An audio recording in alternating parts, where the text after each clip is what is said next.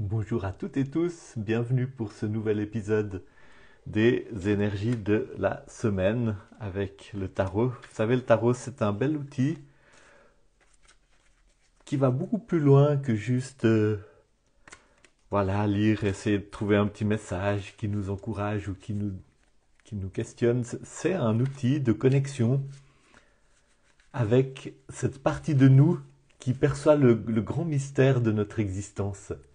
Un outil pour nous relier avec la partie de nous qui est ouverte à la dimension spirituelle. Dans ce sens-là, c'est vraiment un outil de développement spirituel.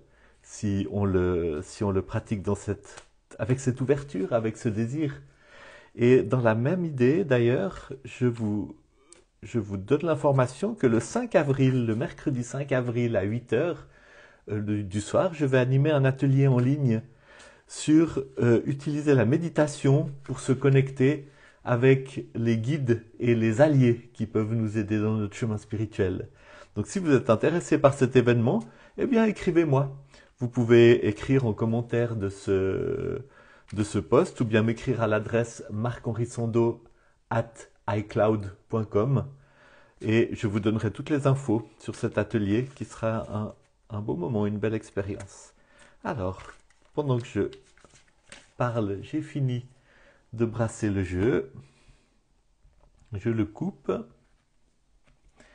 et je tire la première carte qui nous parle des énergies principales de cette carte qui décrit en fait précisément le moment où nous sommes et qui dit quelles sont les énergies principales à l'œuvre en ce moment ou peut-être aussi le ou les messages principaux que nous avons besoin de recevoir à ce moment précis. Et dans ce sens-là, ça peut concerner quelque chose de plus large que le seul moment présent. C'est une carte qu'on n'aime pas beaucoup tirer, c'est le 9 d'épée. Le 9 d'épée, vous connaissez la suite des épées qui parle des pensées et des paroles et qui est très facilement une suite qui a quelque chose à voir avec les angoisses ou avec les pensées qui obsèdent, avec les soucis. Parce que on est tellement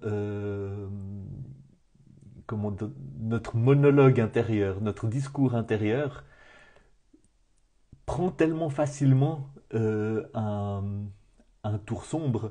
C'est assez rare que le monologue intérieur soit tout fait de pensées encourageantes qui nous soutiennent, qui nous disent vas-y, dans la confiance, etc. On a beaucoup plus un monologue intérieur qui est fait de critiques, qui est fait d'inquiétude, qui est fait de, de, de, d'une forme ou d'une autre de tourment ou de ressassement aussi d'expériences difficiles, d'expériences mauvaises, douloureuses.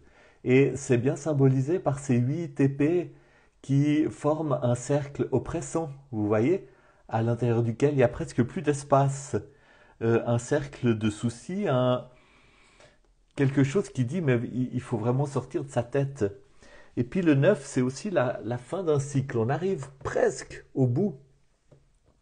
Et dans ce sens-là, le cycle des épées nous parle beaucoup d'apprendre à faire avec le monde de nos pensées, d'apprendre à trouver une juste relation avec notre dialogue intérieur, avec le monde des pensées et avec bien sûr notre discours aussi, notre discours sur nous, notre discours face aux autres. Et dans ce sens-là, le chemin des épées, c'est une suite d'étapes où nous prenons conscience de ce qu'il y a d'enfermant dans notre dialogue intérieur et où nous prenons conscience aussi de ce qui nous permet d'en sortir, c'est-à-dire le bon usage de la pensée, le bon usage de la parole. La pensée qui est capable de se frayer un chemin. Et cette pensée qui vient ouvrir un chemin par rapport au dialogue intérieur qui nous enferme, c'est une pensée qui naît du silence intérieur, qui naît de la méditation, qui naît du recueillement. C'est pour ça que la méditation est tellement importante dans toute pratique spirituelle. Et on, on commence à faire face à simplement la dimension des soucis. Ensuite, on fait face aux relations avec les autres et à tout ce qu'il peut y avoir d'enfermant dans le fait de la paranoïa, la peur de la malveillance, les choses comme ça. Ensuite, on fait face à nos propres constructions mentales Et puis le 9, il a quelque chose à voir avec le fait de faire face aux constructions mentales qui entourent la globalité, c'est-à-dire aux structures mentales de la société, aux habitudes mentales de notre environnement culturel. Et dans ce sens-là, cette carte, je pense qu'elle dit, c'est le moment de sortir de votre tête, c'est le moment de vous ouvrir à une nouvelle dimension, à une nouvelle réalité, à un nouveau paradigme, de ne pas vous laisser enfermer par quelle structure mentale. Est-ce que c'est vos soucis personnels? Est-ce que c'est tout le discours ambiant qui nous enferme tellement facilement dans une vision matérialiste ou dans une vision capitaliste ou dans une vision patriarcale ou dans toutes sortes de biais de la pensée qui nous empêchent d'avoir vraiment accès à qui nous sommes profondément, à qui nous sommes au fond de nous-mêmes, à la dimension divine, à la dimension sage, à la dimension lumineuse de notre être. Et dans ce sens-là, vous avez cette épée qui passe à travers, cette épée qui représente une pensée née du silence, qui est capable de passer à travers toutes les constructions mentales qui nous enferment. Donc je vous laisse peut-être avec ça. Quelles sont les constructions mentales qui voudraient vous enfermer, mais par rapport auxquelles vous avez une liberté à prendre, par rapport auxquelles vous avez besoin de trouver une pensée qui ouvre le chemin. Et ouais, voyons quelle est la carte qui sous-tend cette invitation à sortir de l'enfermement de la tête pour trouver la pensée enracinée dans le silence, enracinée dans la méditation, enracinée dans une spiritualité saine. C'est le 4 de coupe. Et le 4 de coupe parle d'équilibre émotionnel. La coupe, c'est l'émotion et c'est aussi la relation. Et le 4 de coupe, il faut qu'on prenne un petit moment dessus. Équilibre relationnel, équilibre émotionnel, stabilité, confiance, dans une relation saine avec nous-mêmes et saine avec les autres. Avec toujours la dimension du 4 qui peut avoir quelque chose d'enfermant parce que c'est un équilibre tellement carré qu'on pourrait avoir envie d'y rester et puis non, vous êtes appelé à plus. Mais il y a un appel à l'équilibre émotionnel, il y a un appel à aller à la rencontre des émotions, de son monde intérieur, qui permet de vivre cette ouverture, cette percée vers le haut auquel nous invite le 9 d'épée. Et ces deux cartes mises ensemble disent aussi, ne vous laissez pas seulement fasciné par ce qui se passe à l'intérieur de vos pensées.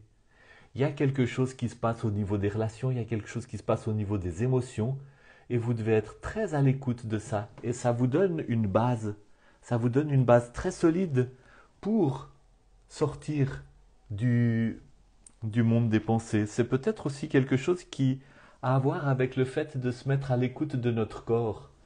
Quand je me mets à l'écoute de mon corps, quand je commence, par exemple, mardi prochain, dans mon cours de méditation en ligne, je vais inviter les gens à prendre du temps pour simplement écouter les différentes parties de leur corps et apporter de la bénédiction, de la guérison à chaque partie de leur corps qui appelle cela. Et il y a dans le retour au corps et dans le retour aux émotions, parce que les deux sont étroitement liés, quelque chose qui donne une base extrêmement solide pour sortir de l'enfermement des pensées, pour sortir du tourment des pensées qui tournent en rond, parce qu'on revenir au corps, c'est revenir au moment présent, c'est revenir à l'accueil de soi-même, et ça donne quelque chose qui permet de traverser toutes sortes de tourments intérieurs. Et voyons vers quoi tout ça nous mène. 3 d'épée, on est vraiment toujours dans les épées. Et le 3 d'épée, moi je pense que ce qui me frappe particulièrement avec cette carte, c'est cette épée qui fleurit, vous voyez. Et l'enfermement qui est beaucoup moins oppressant que là. Et c'est une carte qui parle de la manière dont certains moments difficiles dans nos vies sont vraiment des opportunités pour découvrir une nouvelle manière de penser, pour passer à travers, euh,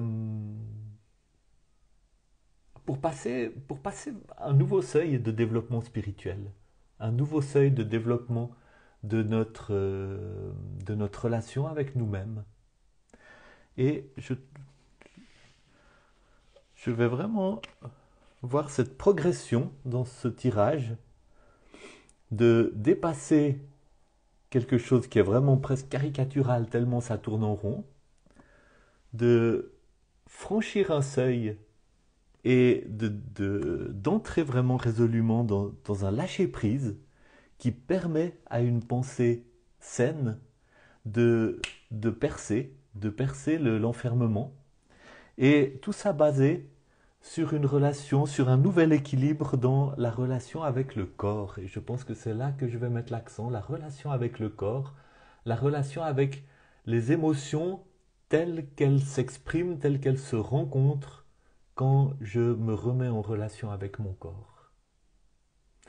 Voilà pour ce tirage, je vous remercie beaucoup pour votre écoute et je vous donne rendez-vous dimanche prochain pour la prochaine séquence des énergies de la semaine.